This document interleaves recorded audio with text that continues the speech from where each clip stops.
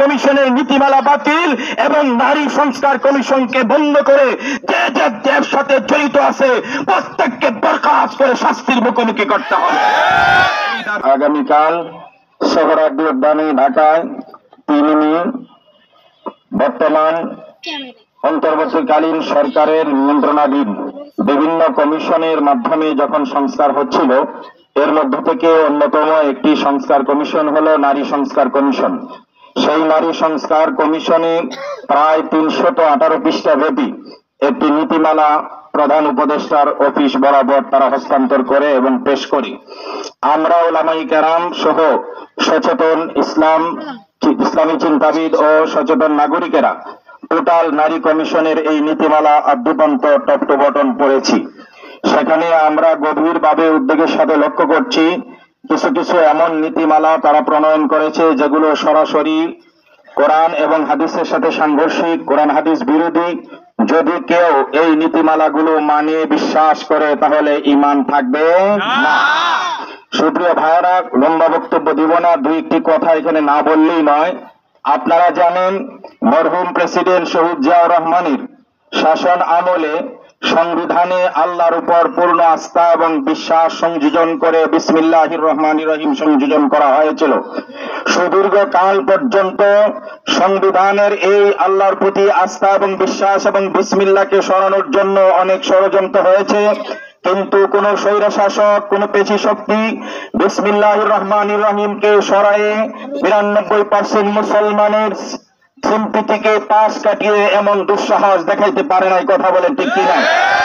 কিন্তু আমরা গভীরভাবে লক্ষ্য করছি বর্তমান সরকারের অধীনে এমন কিছু নাস্তিক, এমন কিছু নারীবাদী নামে কুলাঙ্গার তৈরি হয়েছে, যারা এই সুযোগে 5ই আগস্টের গণঅভ্যুত্থানের সরকারের কাঁধের উপর ভর করে তারা নারী সংস্কার কমিশনের নাম করে সংবিধান থেকে আল্লাহর প্রতি পূর্ণ আস্থা এবং বিশ্বাস, তাওহীদ ও একত্ববাদের বিশ্বাসকে সরিয়ে বহুত্ববাদ চাপিয়ে দিয়ে বিসমিল্লাহির রহমানির রহিমকে সংবিধান থেকে সরিয়ে দেওয়ার গভীর ষড়যন্ত্র করছে। কথা বলে ঠিক কিনা? সুপ্রিয় ভাইরা, আমরা একটা কথা দৃঢ়ভাবে এবং সত্যভাবে জানিয়ে দিতে চাই, যে আইন, যেই সংবিধান থেকে বিসমিল্লাহ এবং আল্লাহর প্রতি পূর্ণ আস্থা বিশ্বাস কোন স্বৈর শাসক পর্যন্ত সরানোর দুঃসাহস দেখায় নাই।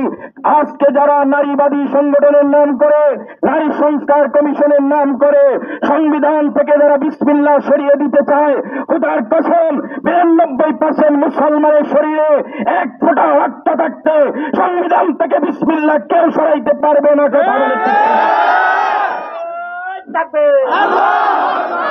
চলো চলো চলো চলো হেফাজতের সমাবেশ। সুপ্রিয় ভাইয়েরা, মোটা দাগে আরেকটা গভীর ষড়যন্ত্রের কথা বলছি। আপনারা কেন আমরা আগামীকালে সমাবেশ করতে যাচ্ছি? স্বাধীনতার পরে যখন সংবিধান সংযোজন হয় তখন মুসলমানদের ঈমান, আকীদা, তাহযীব, তামাদ্দুন, এদেশের জাতীয়তাবাদকে পাশ কাটিয়ে সম্পূর্ণ ভারতের সংবিধানকে ফলো করে 4টি মৌলিক ধারা সংযোজন করে বাংলাদেশের মানুষকেও নাস্তিক আর বেঈমান আর ধর্মনিরপেক্ষ মতবাদ চাপিয়ে দেওয়ার তারা প্রচেষ্টা করেছিল। কথা বলে ঠিক।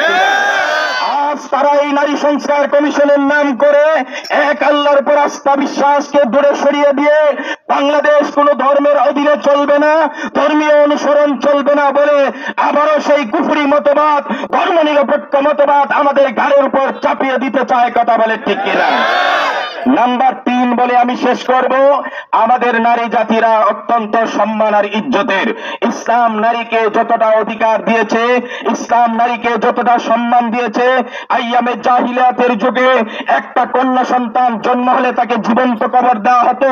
সেখান থেকে বিশ্বনবী, রহমতের নবী নারী জাতিকে 0 থেকে 0 থেকে হিরোর মর্যাদা দান করেছে। কথা বলে ঠিক। সুতরাং কোন মানব রচিত তন্ত্র মন্ত্র, মানুষের বানানো কোন সংবিধান দিয়ে আমাদের নারী জাতির সমান অধিকার আমরা চাই না। কথা বলে ঠিক কিনা?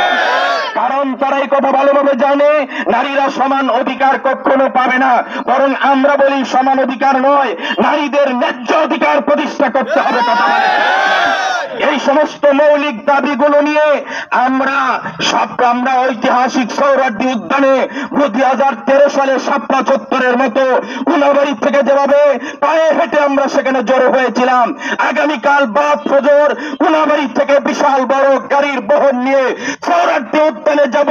ইউনূস সরকারকে জানিয়ে দিতে চাই, উন্নয়নের ফুলঝুরি অনেকেই আগের থেকে বলেছে, কথা বলে ঠিক কিনা? মেট্রো রেলের গল্প আমরা শুনেছি, পদ্মা সেতুর গল্প শুনেছি, কর্ণফুলী টানেলের কথাও শুনেছি, কোন উন্নয়নই মুসলমানদেরকে আটকে রাখতে পারে নাই। আজকে আপনি উন্নয়নের দাম করে ফুলঝুরি মুখে জড়িয়ে ইসলামকে আঘাত করবেন, খোদার কসম আপনিও বঙ্গোপসাগরে ভেসে যাবেন, কথা বলে। সুতরাং সময় থাকতে